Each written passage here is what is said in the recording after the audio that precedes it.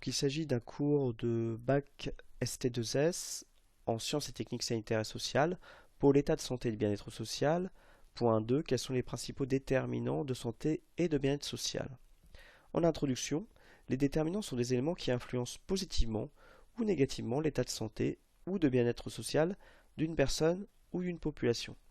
Ceux-ci peuvent être intrinsèques, c'est-à-dire propres à l'individu, ou extrinsèques, c'est-à-dire à l'extérieur de l'individu. Ces déterminants interagissent, et c'est leur interaction dans le temps qui va influer positivement ou négativement sur l'état de santé ou de bien-être social des individus. Ces déterminants peuvent être à l'origine d'inégalités sociales de santé, notion que l'on abordera dans une vidéo d'ici peu. Avant d'aborder les effets de ces déterminants, il est important de les identifier, même s'il est difficile d'en établir une liste exhaustive. Grand 1. Quels déterminants peut-on identifier? Tout d'abord, les déterminants regroupent des facteurs de risque ou des facteurs protecteurs qui vont favoriser ou à contrario prévenir la survenue d'un événement nuisible pour la santé ou le bien-être social. Ainsi, un déterminant n'est pas nécessairement composé de facteurs négatifs. Il peut également y avoir des facteurs protecteurs à la santé et au bien-être. Premier déterminant, ce sont les déterminants liés aux caractéristiques individuelles. Nous allons tout d'abord aborder une petite vidéo qui évoque les facteurs liés aux caractéristiques socio-économiques.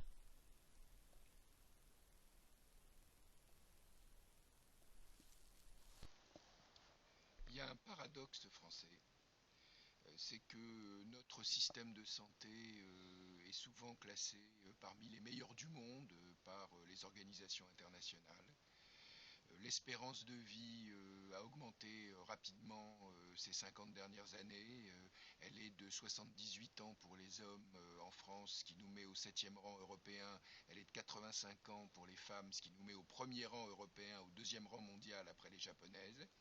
Et en même temps, notre pays est celui de la partie occidentale de l'Union européenne où les inégalités d'espérance de vie, les inégalités face à la mortalité en fonction des catégories sociales sont les plus accusées.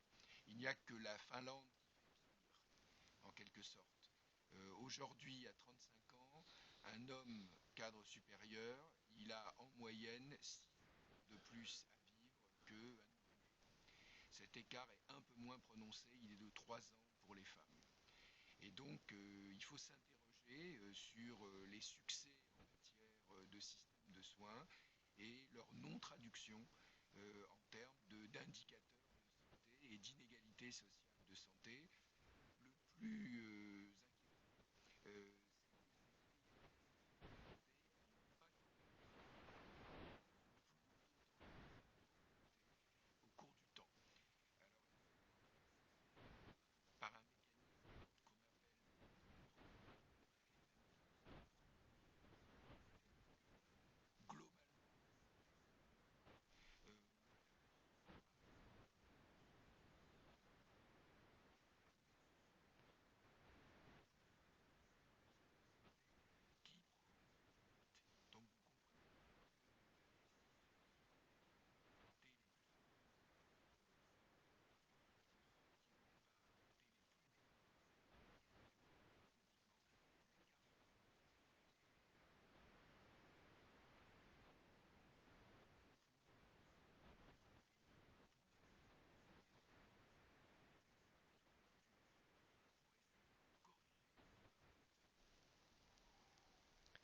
Donc là, ici, ce qui est évoqué concerne les caractéristiques socio-économiques propres à l'individu.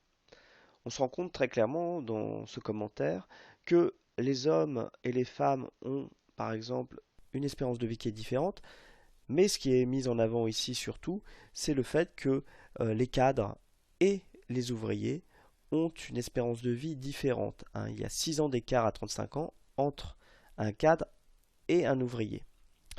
Globalement, l'espérance de vie évolue positivement, avec une augmentation de l'âge de décès, que ce soit pour les cadres ou les ouvriers. Le problème, c'est que cette amélioration ne va pas au même rythme. Les cadres vivent plus vieux et la croissance de leur âge est plus rapide que celle des ouvriers. Ainsi, l'écart qui est de 6 ans actuellement continue à se creuser. Donc, les caractéristiques socio-économiques sont essentielles à l'acquisition d'attitudes favorables. En effet, les revenus ont une incidence sur le choix relatif à l'alimentation, aux conditions de vie, c'est-à-dire par exemple le logement. D'autres, par l'acquisition de repères intégrés au cours du processus de socialisation primaire. Et ça, c'est un élément qui est essentiel. En effet, ici, quand on aborde l'espérance de vie des ouvriers et des cadres, c'est particulièrement lié à des comportements, des habitudes qui sont intégrés au cours de ce processus de socialisation. Bien évidemment, d'autres éléments vont jouer, comme les conditions de travail, et donc l'ensemble de ces facteurs explique cette différence. Pour autant, elle est particulièrement importante en France. Ça signifie donc que dans notre système, on a des difficultés à permettre aux populations les plus fragiles, ici les ouvriers, à intégrer des codes, des conduites qui vont être propices à l'amélioration de leur état de santé plus rapidement. On va continuer sur les déterminants. Donc, premier facteur, donc c'était lié aux caractéristiques socio-économiques. Deuxième facteur, lui, est lié aux habitudes de vie. Et là, donc, nous allons visionner une vidéo qui évoque cette problématique auprès d'une population spécifique, les jeunes, particulièrement ici les adolescents, dans un pays que l'on connaît moyennement.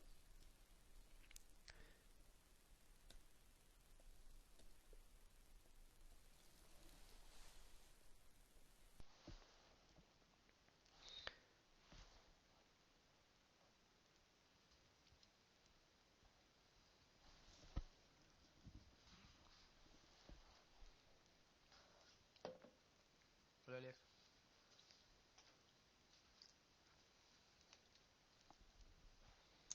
Hey, je t'ai vu l'autre jour avec une fille.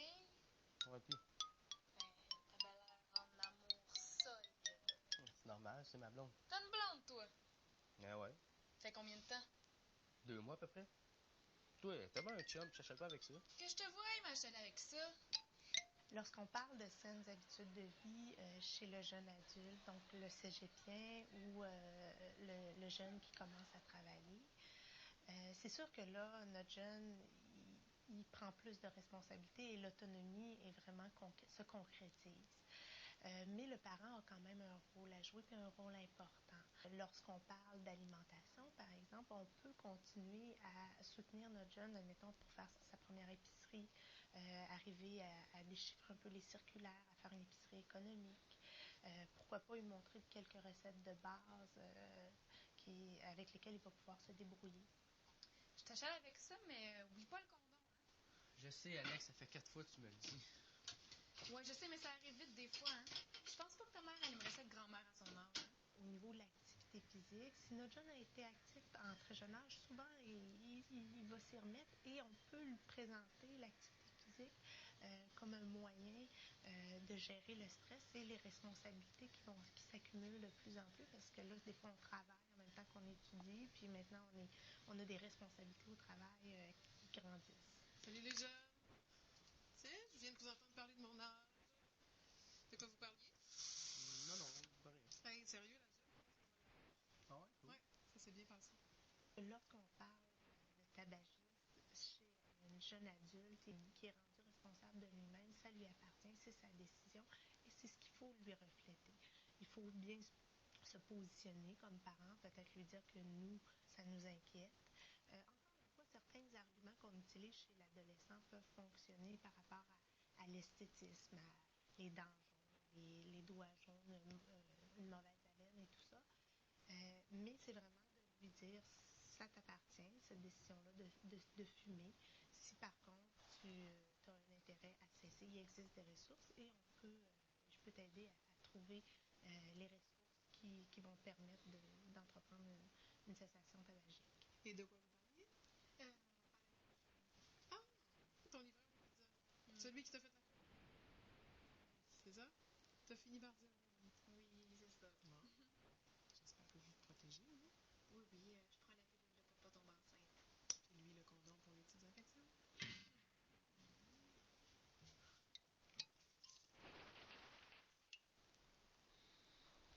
Donc ici, dans cette petite vidéo, plusieurs facteurs sont évoqués, hein, liés aux habitudes de vie chez l'adolescent.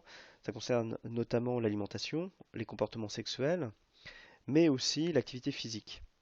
Et ce sont des éléments sur lesquels il est possible d'agir en éduquant la population dans le but qu'elle acquiert de bonnes habitudes de vie.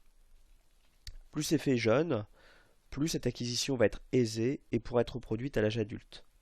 Bien évidemment, les caractéristiques socio-économiques et culturelles peuvent être des points d'appui ou des freins à cette adhésion.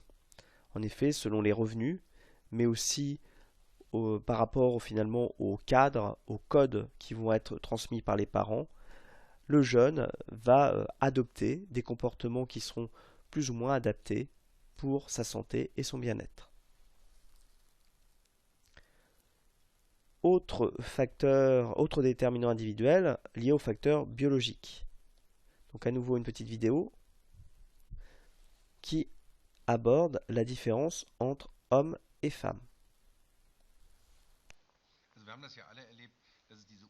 Tout le monde se souvient de cette phase unisexe du féminisme, quand les femmes disaient « nous sommes exactement comme les hommes ». Elles ressemblaient parfaitement à des hommes. Et puis il y a eu cette phase passionnante du féminisme où les femmes ont dans l'œuf, il y a du jaune et du blanc. Nous ne laisserons pas les hommes, ce soit, ça c'est très bien.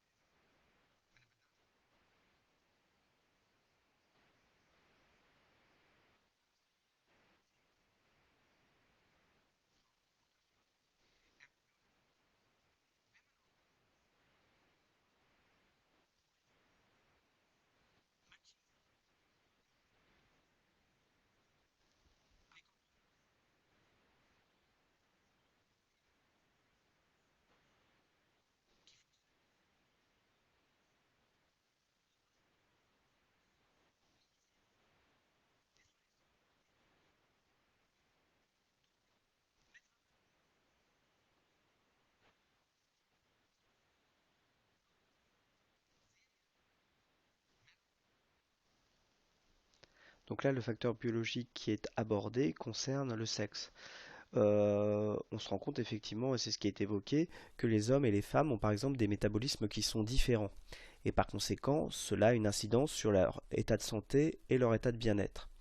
On peut évoquer plusieurs choses. Donc là a été évoqué le fonctionnement du foie par rapport à l'alcool, mais on s'est rendu compte par exemple que les femmes, on se rend compte que les traitements médicaux qui sont donnés aux femmes sont moins efficaces chez elles. Et ça s'explique par le fait que les médicaments, lorsqu'ils sont créés, sont testés sur le sexe masculin. Pourquoi? Parce qu'on s'est rendu compte que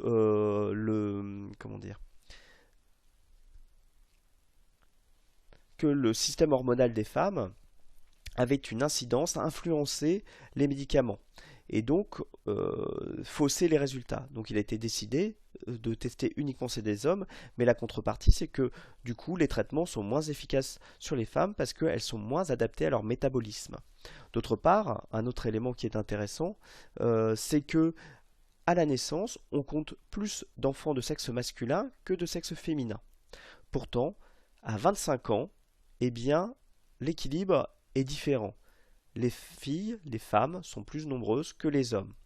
C'est probablement lié aussi aux caractéristiques biologiques, physiologiques des hommes et des femmes qui sont différentes et qui ont une incidence sur cette surmortalité masculine à des jeunes âges. Bien évidemment, ces déterminants biologiques, ces facteurs biologiques, pardon, il n'y a pas que le sexe. On peut considérer également le patrimoine génétique.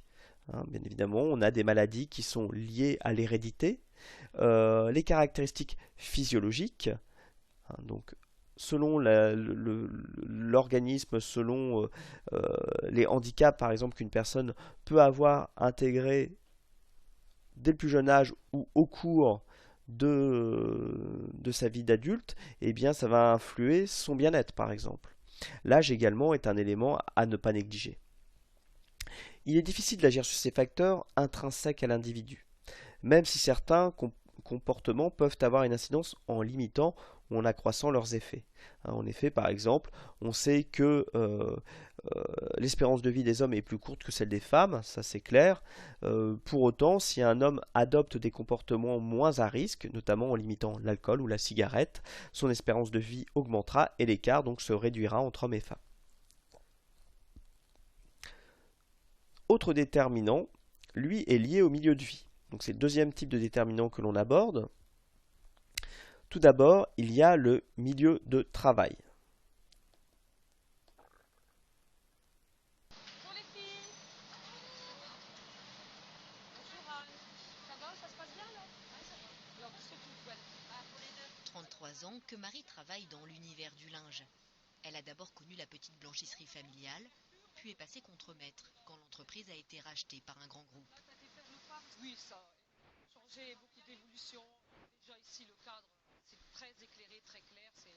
Quand on arrive ici, c'est super quoi. C'est une qualité de travail qui est tout à fait différente d'il y a quelques années. Sécher,